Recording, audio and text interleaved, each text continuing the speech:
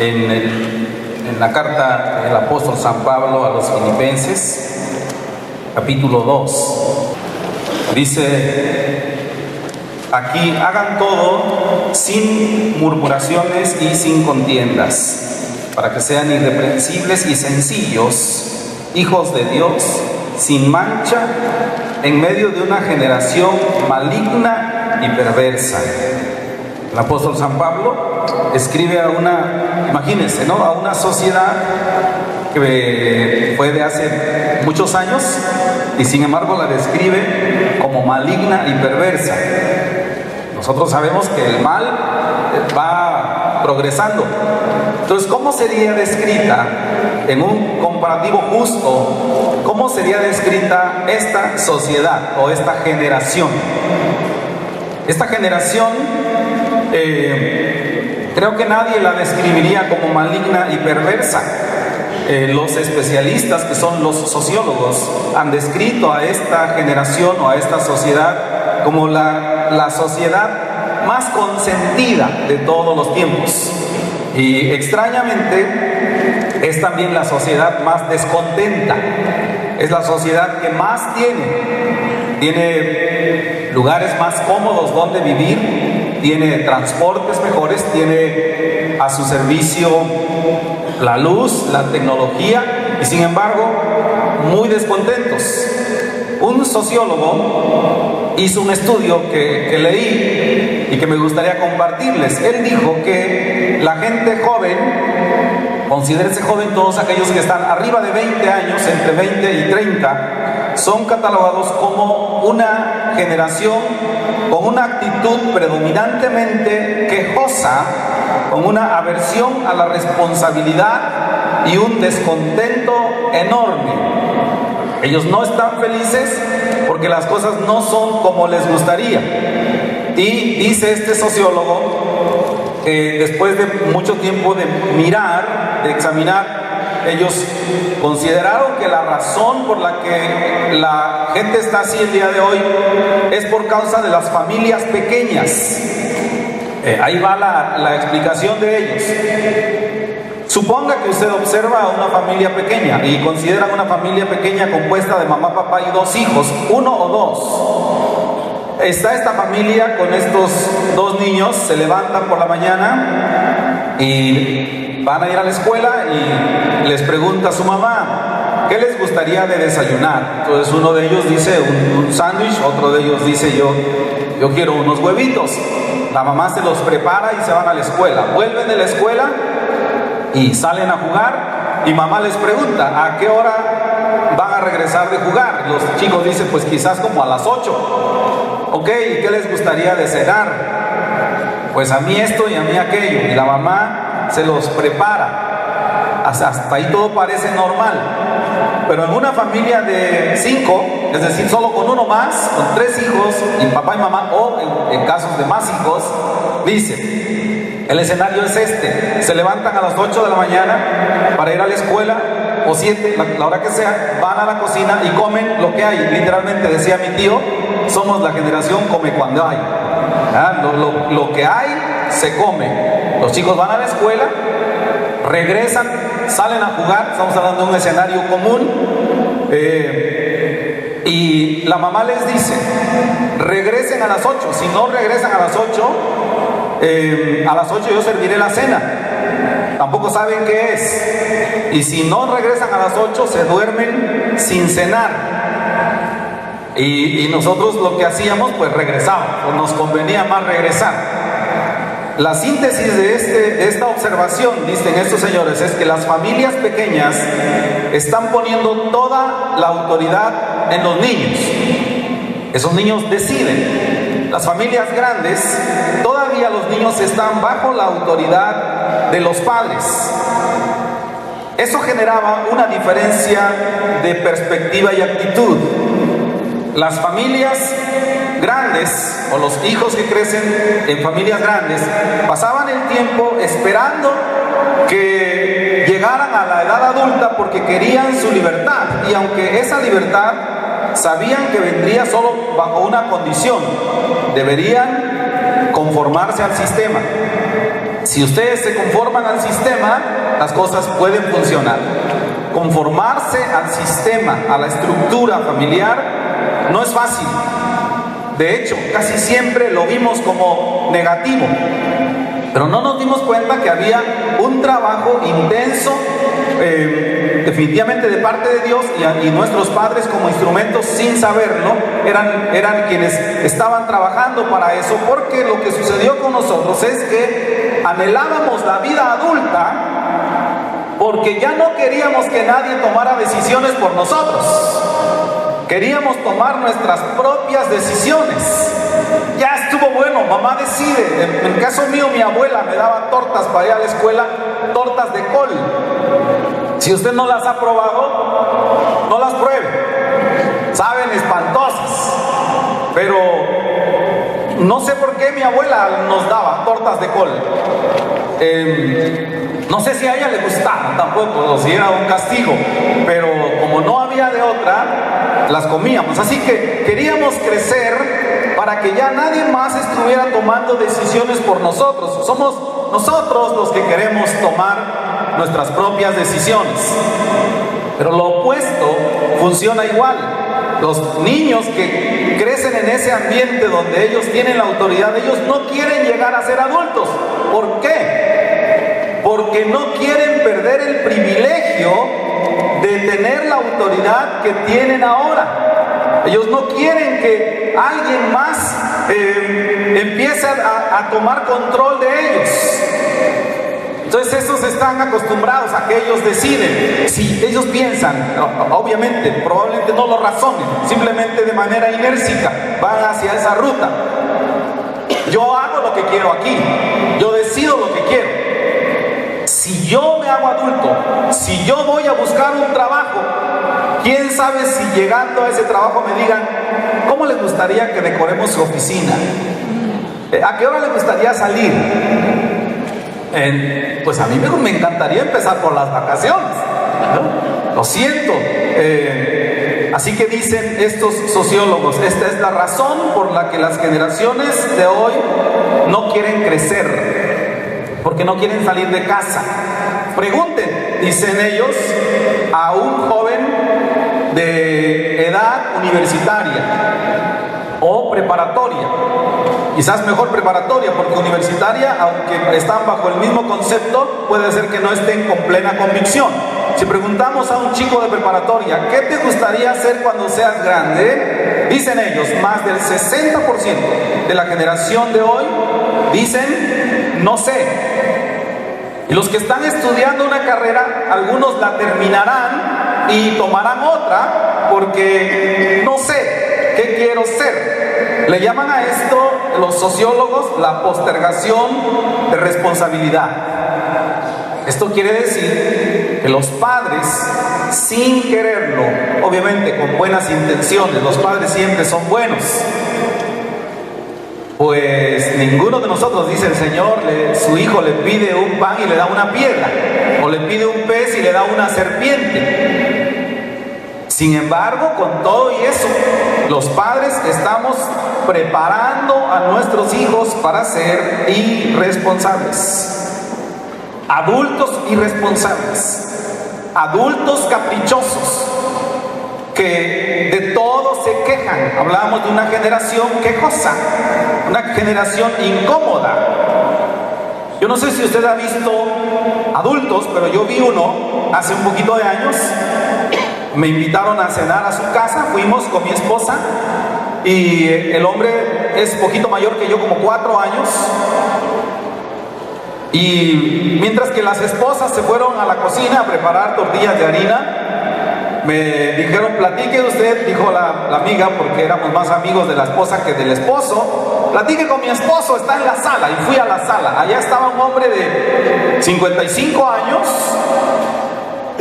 con un carro, no sé cómo le llaman, que es como una pista que da muchas vueltas y sube y da vueltas. Los que supieron de eso, en mi vida nunca lo compré, nunca supe, pero son carros que se manejan a control remoto. Entonces me senté con este hombre en la pista y dije, pues me mandaron para platicar contigo. Ah, bueno, dice Dice, fíjate cómo le hago. Pero fíjense, me mandaron para platicar contigo. Dice, fíjate cómo le hago.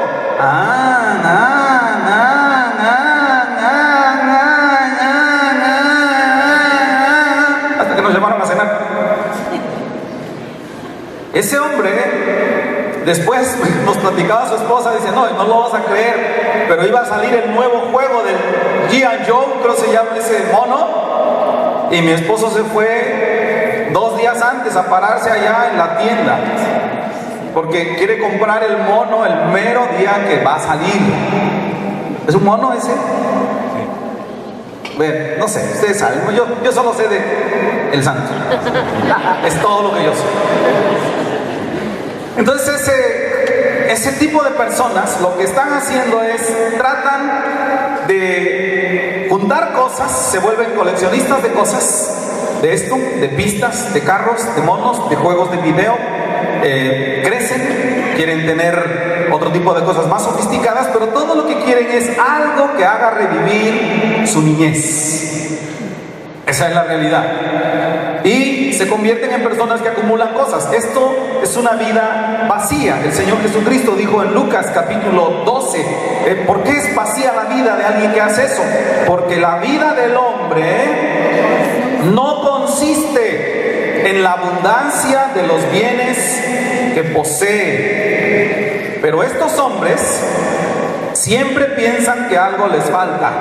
Entonces la mayoría de ellos dicen, es que esto no es suficiente, y lo peor de todo es que se juntan con alguien y contagian esa actitud, y por eso es que nuestra sociedad tiende a ser descontenta y crítica. Ahora, ¿habrá cosas que nos puedan hacer a nosotros estar quejumbrosos, inconformes? Pues yo creo que sí, debe haber cosas tremendas. A mí me preocupa, por ejemplo, que el dólar suba tanto. Es terrible. Quizás sea una razón por la que usted pueda ponerse quejoso. Pero mire, si no, las razones para ponernos quejosos aquí ahora son tan vanas como, hay mucha fila. Fui al banco y hay mucha fila. Hay un embotellamiento. Queremos las cosas pronto y las queremos como nosotros queremos. Debemos por eso considerar que la Biblia enseña que quejarse es un pecado. Dice la Escritura, Romanos capítulo 9, versículo 20. Dice aquí el apóstol San Pablo, oh hombre, antes que le sigas, dice, porque anteriormente dice ahí la Escritura, y algunas personas me dirán, decía el apóstol San Pablo, si Dios es quien controla las cosas, entonces ¿por qué inculpa? Pero entonces dice Pablo, mas antes, hombre, ¿quién eres tú para que alterques con Dios? Queja. Dirá el vaso de barro al que lo formó, ¿por qué me has hecho así? Eso es una queja. ¿Por qué soy de... Ahora usted quizás está pensando, discúlpeme, pastor, pero yo no me quejo contra Dios. Yo no estoy reclamándole a Dios. Sin embargo, nos quejamos de las circunstancias. Y las circunstancias, usted y yo sabemos que ni un pajarito muere, ni una hoja de un árbol cae, ni se oscurece por capricho, ni se calienta el ambiente por capricho, sino que todo es porque Dios así lo determina. Así que cuando nos quejamos de las circunstancias, nos quejamos en contra de Dios. Una falta de agradecimiento y una falta de contentamiento es un ataque a nuestra fe. Estamos hablando de ese tipo de cosas terribles que no percibimos, pero Judas, en el versículo 16, porque solamente tiene un capítulo, habla de eso. ¿Qué tan terrible es eso a los ojos de Dios? Dice, estas personas que son quejosas, que tienen ese efecto terrible en la vida de la gente y de la iglesia, son personas que se quejan de todo, que todo lo critican y que andan según sus propios deseos.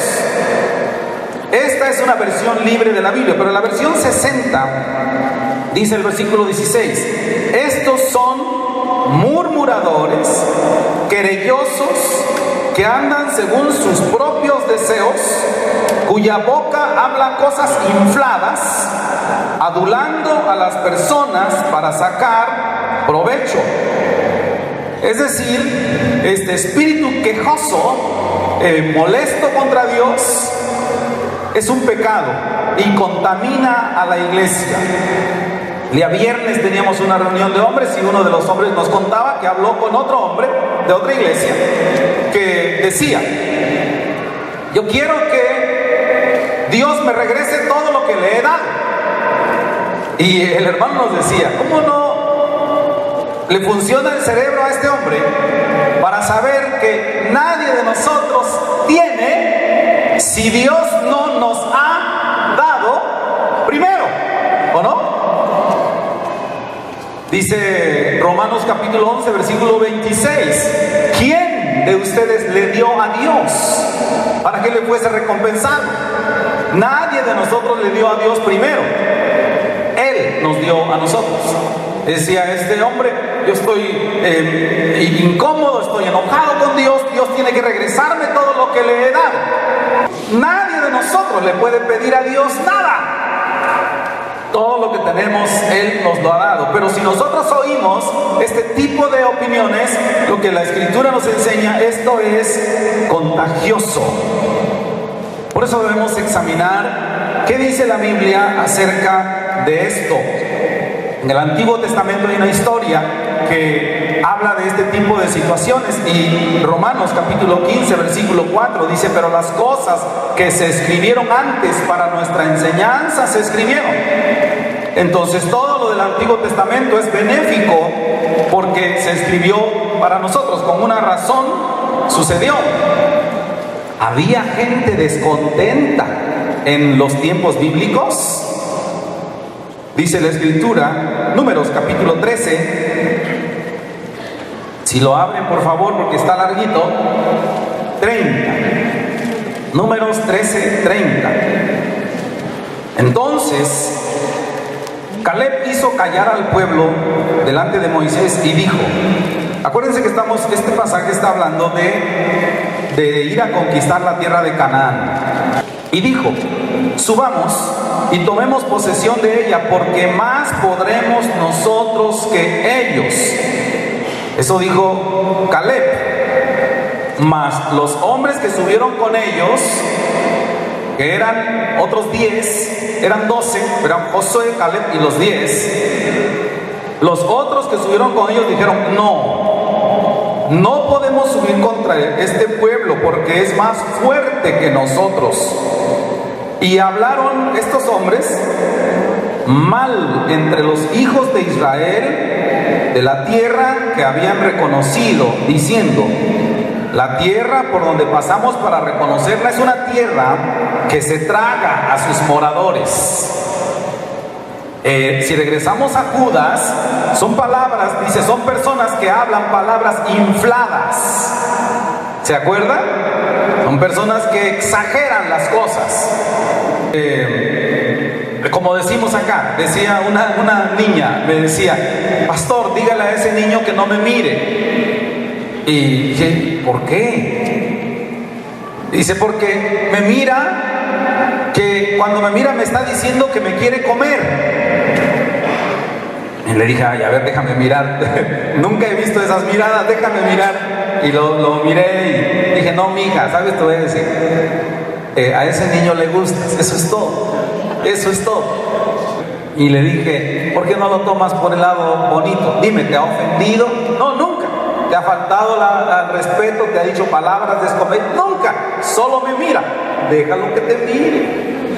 No, yo no quiero, porque cada vez que me mira me dice que me quiere comer. ¿Pero de dónde sacas eso? Bueno, de Judas 16. Su boca habla palabras infladas. Esa tierra traga a sus moradores. Y todo el pueblo que vimos en medio de ellos son hombres de gran estatura. Y también vimos ahí a los gigantes. Éramos nosotros, a nuestro parecer, langostas. Y así les parecíamos a ellos. Pregunta: ¿fueron a preguntarles? No. ellos se lo imaginaban, nada más. Versículo 1 de 14. Entonces toda la congregación gritó y dio voces, y el pueblo lloró aquella noche y se quejaron contra Moisés y contra Aarón todos los hijos de Israel. ¿Por qué? Por causa de que había 10 que estaban hablando quejosamente y contaminaron al pueblo de Israel. Y les dijo toda la multitud: ojalá hubiéramos muerto en Egipto, o en este desierto ojalá muriéramos. ¿Y por qué nos trae Jehová a esta tierra para caer a espada y que nuestras mujeres y nuestros niños sean por presa? ¿Acaso no era mejor que nos volviéramos a Egipto? Y decían uno al otro, ¿viste lo que es la murmuración? Genera en una rebelión. Designemos un capitán y volvámonos a Egipto. Entonces Moisés y Aarón se postraron sobre sus rostros delante de toda la multitud de la congregación de los hijos de Israel. Y Josué, hijo de Nun, y Caleb, hijo de Jefoné, que eran de los que habían reconocido la tierra, rompieron sus ropas y hablaron a toda la congregación de los hijos de Israel y les dijeron: la tierra por donde pasamos para reconocerla es buena. Fíjense, versículo 9. Por tanto, no sean rebeldes contra Jehová, ni teman al pueblo de esta tierra, porque nosotros los comeremos como pan. Su amparo se ha apartado de ellos y con nosotros está Jehová. No les tengan miedo. Pero la multitud, versículo 10, habló de apedrearlos. Fíjense qué terrible, un descontento nacional por causa de unos murmuradores. Capítulo 14 de Números, versículos 36 y 37, ahí usted puede leer que dice la Escritura que finalmente Dios juzgó, y entonces todas las personas que murmuraron murieron con una plaga. Así que eso nos da una idea. ¿Qué es lo que Dios, cómo Dios conceptúa la queja? ¿Por qué las personas lo toman tan en poco cuando para Dios eso es tremendo? Ahora Moisés tuvo que lidiar una y otra vez con eso, porque no fue la única vez que el pueblo lo hizo. El pueblo lo hizo una vez y otra vez, venían y se quejaban. Y Moisés siempre tenía que presentarse delante del Señor. ¿Qué pasa con este pueblo? Ahora, nosotros tenemos que aprender del error de ellos. Primera a los Corintios capítulo 10, versículo 5. Ahí el Señor, a través de Pablo, está hablando que el pueblo de Israel fue muy bendecido. Estaban sumamente bendecidos. Pero dice: pero de los más de ellos no se agradó Dios, por lo cual quedaron postrados en el desierto.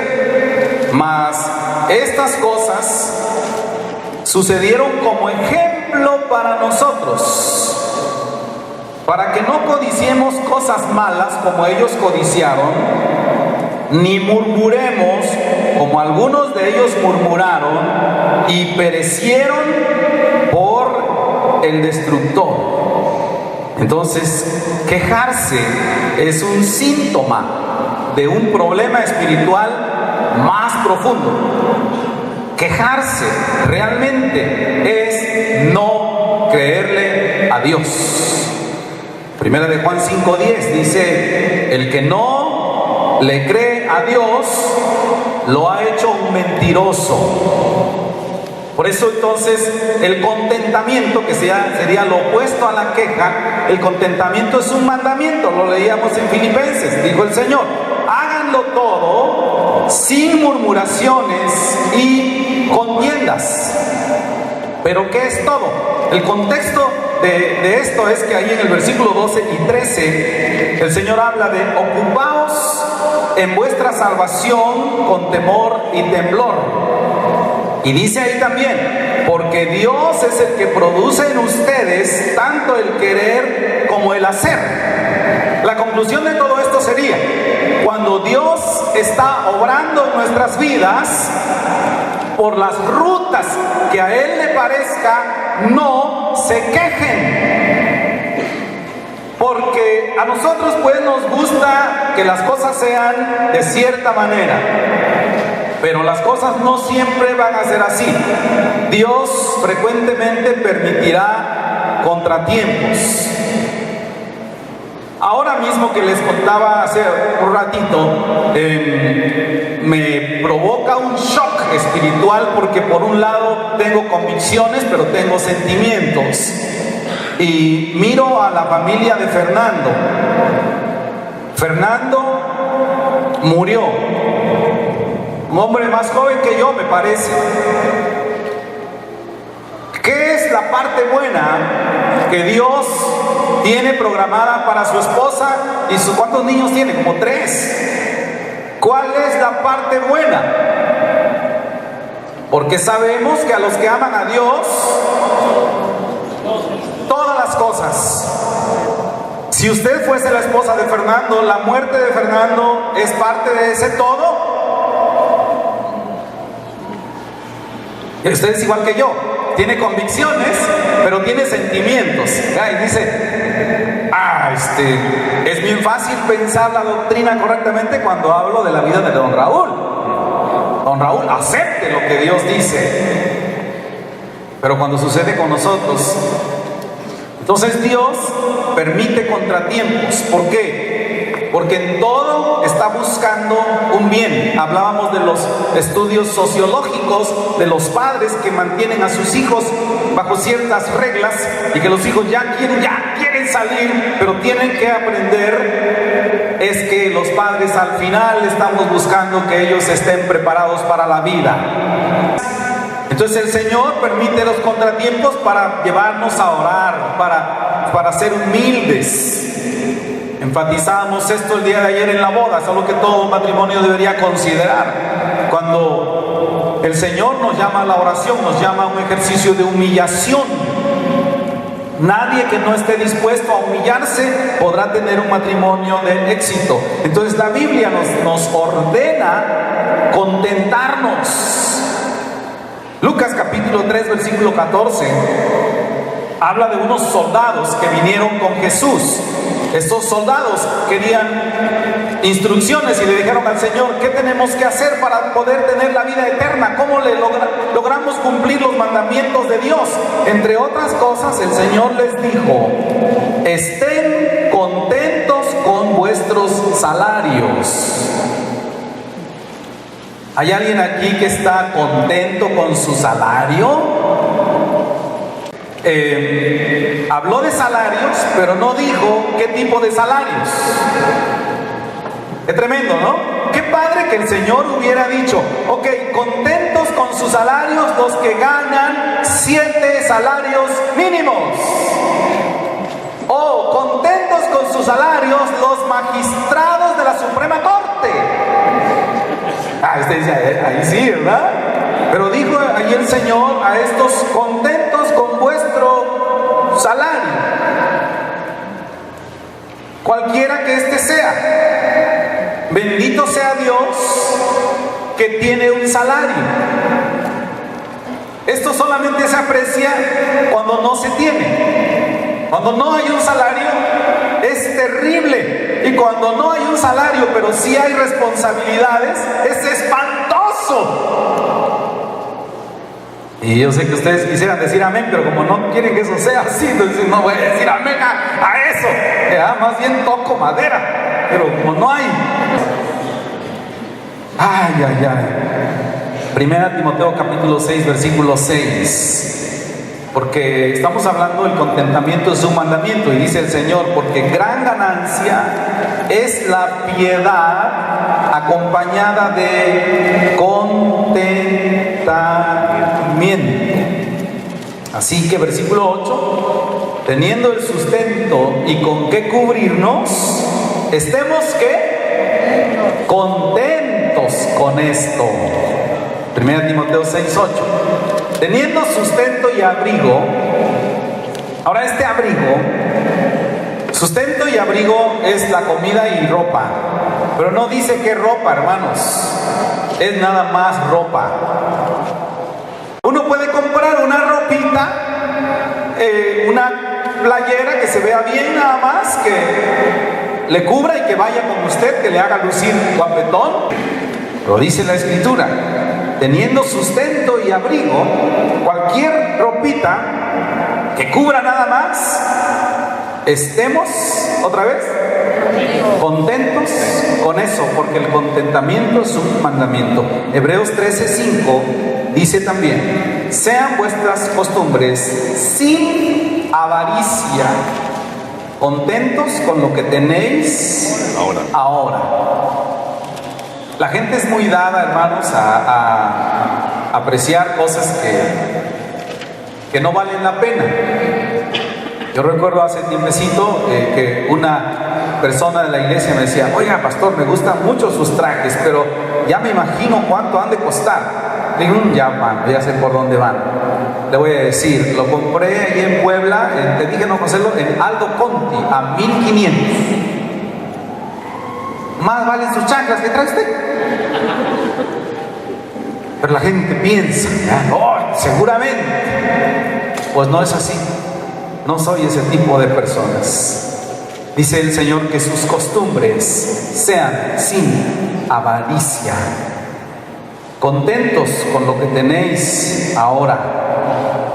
Así que el contentamiento es un mandamiento, pero el obstáculo para eso es la queja y la disputa. Filipenses capítulo 2 versículo 14 dice eso que leíamos: hagan las cosas sin murmuraciones y sin contiendas. El diccionario dice que la murmuración es un descontento y refunfuño en voz baja. Vamos a servirle al Señor, vamos a hacer el aseo. Son bien poquito, piden que traigas tacos que no llenan por la de coche. Refunfuño en voz baja. Usted cree que nadie lo escucha, pero usted escuche. Dice Filipenses: hagan todo sin murmuración, sin ese tipo de descontentos. Y el diccionario para la palabra contiendas dice: esta palabra contienda tiene una connotación más bien de cuestionamiento y crítica. Es como lo que le pasó a Job, cuando usted se sienta con Dios: a ver, ¿por qué Dios así? A ver, ¿por qué hombre y mujer? A ver, ¿por qué no en medio? Porque yo así nací. Usted no nació así. Y usted va a comprobar con cualquier clase de médicos que usted no nació así. Pero argumenta con Dios, ¿ya? Así nací yo. Y me tienen que aceptar como soy. Y dice la Biblia que vino Job con Dios, empezó a discutir con Dios. Y después de mucho tiempo dijo: Señor, perdóname, porque hablaba lo que yo no entendía. Yo no puedo ponerme a cuestionar y a criticar a Dios. Dios dijo que cuando un hombre y una mujer se casan, decimos en la sentencia, ¿verdad? Hasta que la muerte los separe. ¿Dónde está ese versículo? No existe. Hasta que la muerte los separe, así como tal. Pero Romanos capítulo 7 dice: ¿acaso ignoráis, hermanos? Pues hablo con los que conocen la ley, que la ley se enseñorea del hombre entre tanto que éste vive, porque la mujer casada está sujeta al marido mientras éste vive. Pero si el marido muere, ella queda libre de la ley del marido. Entonces, ¿no es hasta la muerte? Pero si en vida del marido, dice, se uniere a otro varón, será llamada adúltera. Pero si su marido muriere, es libre de esa ley. Así que si se uniere a otro marido, no será adúltera, siempre y cuando el marido haya muerto. Pues no. Yo pienso que no. La pregunta es, ¿a quién crees tú que le importa lo que tú piensas? Una señora le dijo a una de nuestras ovejitas: no me gusta Frater, porque allá en Frater no nos dejan divorciarnos. ¿Frater no deja divorciarnos? ¿De cuándo que Frater no inventó eso? ¿Quién no deja divorciarnos? Dios. Yo tengo un concepto mejor que Dios. Yo discuto, yo critico todo lo que Dios dijo. ¿Dios qué va a saber? Ahora enséñeme a su esposa. ¿Qué sabe Dios de vivir con un señor borracho y golpeador, malvado? ¿Qué sabe Dios? Hemos ofendido a Dios terriblemente, hermanos. ¿Quién estaba trabajando? Moisés y Aarón, y de repente Aarón, que fíjense, Aarón era el sacerdote que estableció hasta una línea. Se hablaba del sacerdocio según la línea de Aarón, o el sacerdocio de Aarón. Pero un día Aarón pues se puso junto con María y le dijeron a Moisés: ¿y quién dijo que tú eres el pastor? Si nosotros también sabemos más que tú, y nosotros podemos quitarte. ¿Y qué dice la escritura? Entonces dijo Moisés: bueno, que lo decida el Señor. Y dice la escritura: y María quedó leprosa. Tengo mejores ideas que Dios. En la casa debería ser que manden los niños. En la casa deberían mandar el que gana más dinero. ¿Está bien? ¿Está bien? El que gane más dinero, que mande el que gane más dinero. Bueno, como todo debe hacerse en un sentido democrático y justo, vamos a levantar la mano, ¿está bien? Los que dicen que gane, el que gane más dinero que mande, que levanten la mano. Los que dicen que mande, quien Dios diga que mande, levanten la mano. Así es, Dios tiene la razón. Usted dice: pero usted no conoce a este papanatas. Sí, quizás no lo conozca, pero Dios estableció las cosas así. Mejor ayúdele a ser mejor y que sea una buena persona y que cumpla lo que Dios dice. Así que dice Pablo: hay una mejor manera de vivir. Vivan sin quejarse. Dice Santiago capítulo 5, versículo 9: hermanos, no se quejen unos contra otros, para que no sean condenados. He aquí el juez está delante de la puerta. Traducido a algo como hoy sería: imagínense que usted como papá, sus hijos están allá en la recámara y le dice el hermano a la hermana, le dice: estoy harto de papá, papá es un mal padre, es un desdichado, y su papá está oyendo en la puerta. Bueno, dice la Biblia: no se quejen unos contra otros para que no seáis condenados. He aquí el juez está ¿en dónde? En la puerta. Usted dice: es que Dios que dice que, bueno, puede ser que yo no lo escuche, o puede ser que nadie de los líderes lo escuche, pero Dios lo escucha y sabe que está haciendo ese tipo de quejas. Ahora, Dios no está mirando nada más: aquí lo atrapo para hacerle daño. No.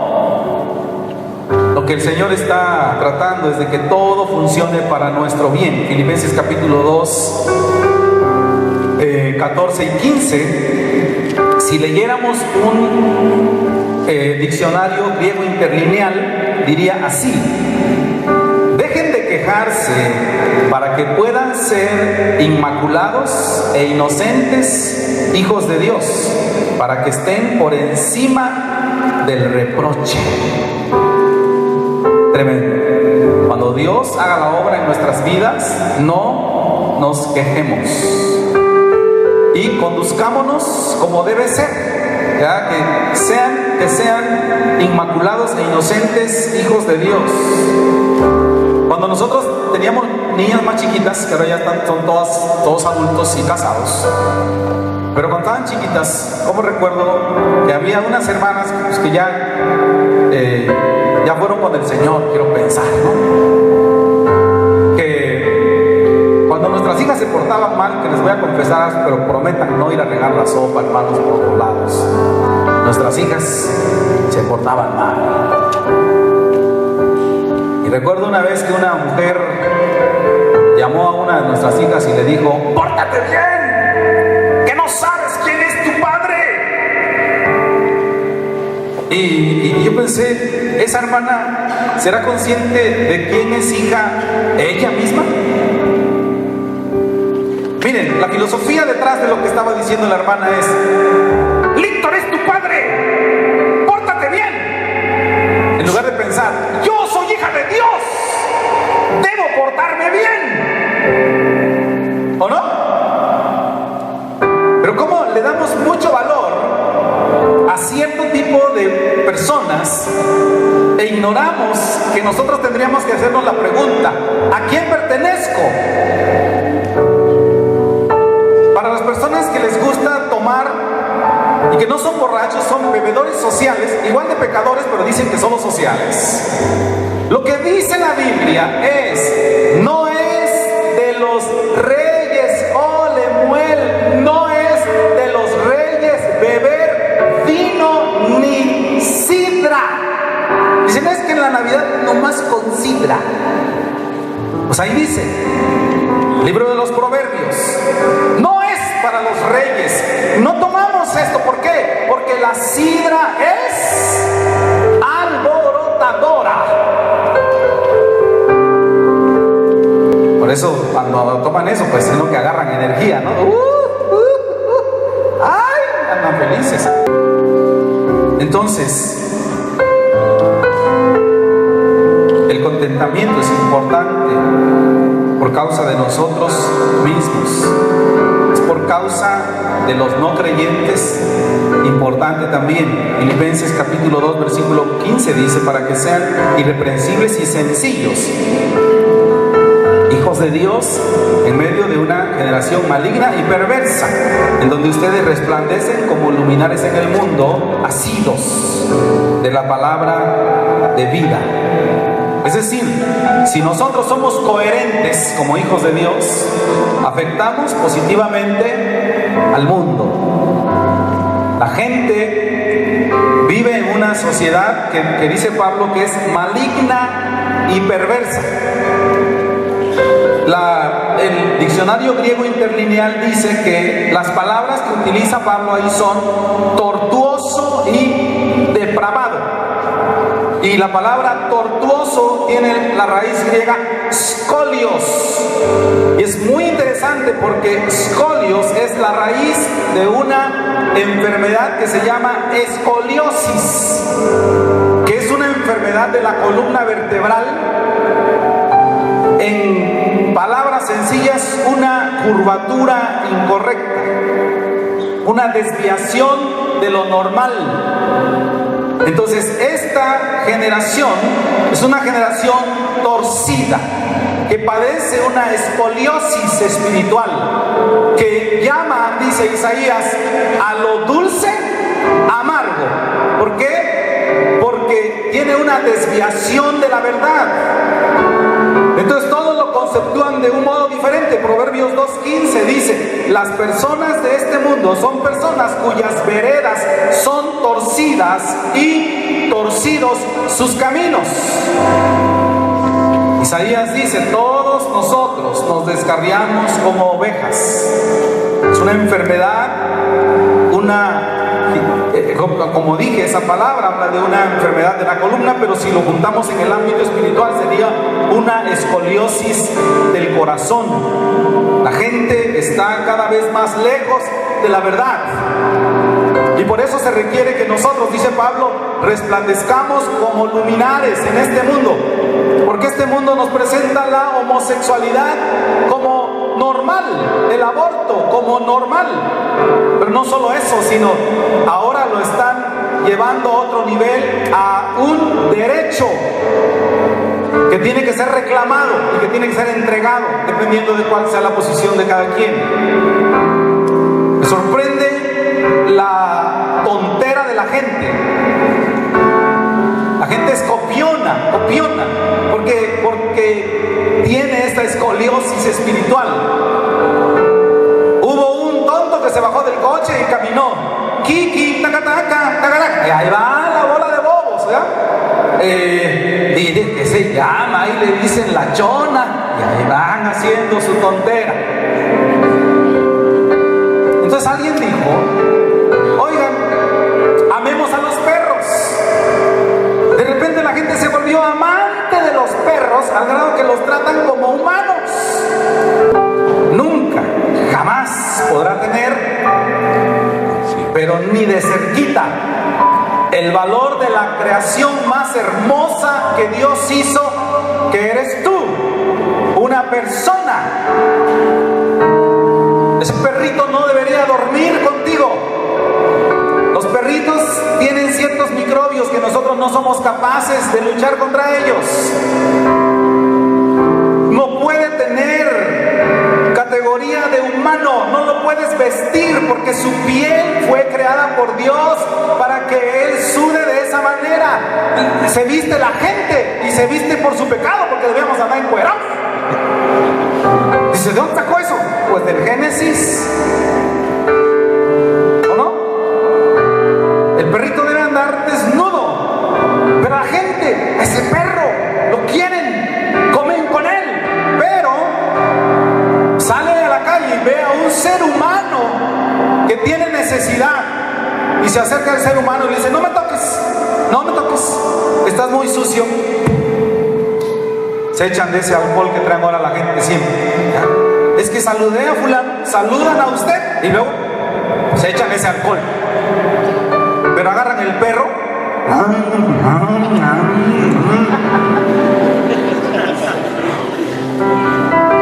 Cerebros locos, escoliosis, desviación de la verdad. Y entonces, ¿qué dice Pablo? Así está la gente. Por eso a la gente les urge que ustedes se pongan las pilas, ustedes sean hijos correctos. Habrá algunos que los rechazarán, porque sin duda hay gente que rechaza la luz. Eso lo dice el Evangelio de San Juan capítulo 3. Algunos van a venir y ven la luz y dicen: yo no me acerco para que no sea manifiesto que mis obras son malas. Pero habrá quienes se acerquen a la luz, porque vosotros sois la luz del mundo. Entonces, lo que está diciéndonos Pablo es: dejen de ser quejosos, de ser gruñones, renegones, porque el mundo está viendo y dice: mira, tú eres un hijo de Dios y nada te gusta. Te quejas de... Hoy ni hay gente en Oaxaca que viene a las fiestas, no viene la gente, te quejas. Ahora vinieron muchos, te quejas. Si quieres, se vayan todos. Ya quiero estar solo en mi rancho. No hay, ni puedo no ir a comer a ningún lado. Sí, pues porque hay mucha gente, ¿no? Bueno, la alegría de unos es tristeza de otros. Entonces, uno nunca sabe, ¿verdad? Pero deje de quejarse. Hace sol, disfruta el sol. Cómo baja el sudor, cubre su cuerpo, sus axilas apestosas. ¡Ay! ¡Qué bien! Cuando hace frío, la gente dice: hoy hace mucho frío. Y siempre que les digo: hace frío, hoy dormiremos rico. Porque cuando hace frío, ustedes echan muchas cobijas y se duerme bien rico, ¿a poco no? Bien tapado. Se pone 20 calcetines, se pone pan, sudadera y qué rico.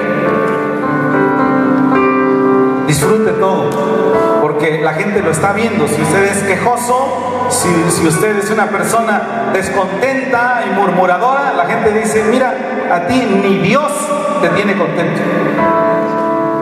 No sé de qué te sirvió ir para allá. Dejen de murmurar. Las personas que murmuran no se dan cuenta que murmuran una vez y luego se les convierte en un hábito. Entonces se quejan de todo. Se quejan de su coche, que no es nuevo, que hay que calentarlo. Pero qué bueno que lo tiene. Vamos a ir de vacaciones a Puebla, Mogroso, Puebla. Quisiera yo irme a Australia, ¿no? pero usted va a Puebla, vaya contento. No, pues que no, ni siquiera eso. Vaya usted a Sachila, las fiestas de Sachila de julio se ponen preciosas. ¿Cómo no? Los hermanos que vienen de Sachila se ponen preciosos para ir a Sachila a comer frijoladas. Deje de quejarse, porque cuando se queja se le convierte en un anestésico. De repente no se da cuenta que se le convirtió en un estilo de vida, y usted ni se da cuenta que está envenenando a más. De repente sus hijos son igualitos, y sus hijos todo les cae mal, todo lo desprecian. El problema empezó con usted. Así que el apóstol San Pablo es muy claro entonces cuando nos dice en Filipenses capítulo 2, versículo 14: hagan todo lo que van a hacer sin andarse quejando, sin andar murmurando y sin contiendas, porque entonces ustedes serán irreprensibles y sencillos hijos de Dios, resplandecerán como luminares en el mundo y ayudarán a esta generación maligna y perversa. Yo quisiera invitarle para que demos gracias, primero por lo primero. Gracias al Señor que nos ha alcanzado para salvación. ¿Está bien? Gracias al Señor. Luego usted tiene una familia, y su familia no es perfecta, sin duda. Su familia es de carne y hueso y pescuezo. Pero si está cerca a su familia, yo quiero pedirle que le tome de la mano y le diga: gracias por ser mi familia. Está su esposita, su esposito, tómele y dele gracias. Sus hijos, su novia, dele gracias a Dios. Contentos con lo que tenéis ahora. Empecemos a orar. Padre Santísimo, muchas gracias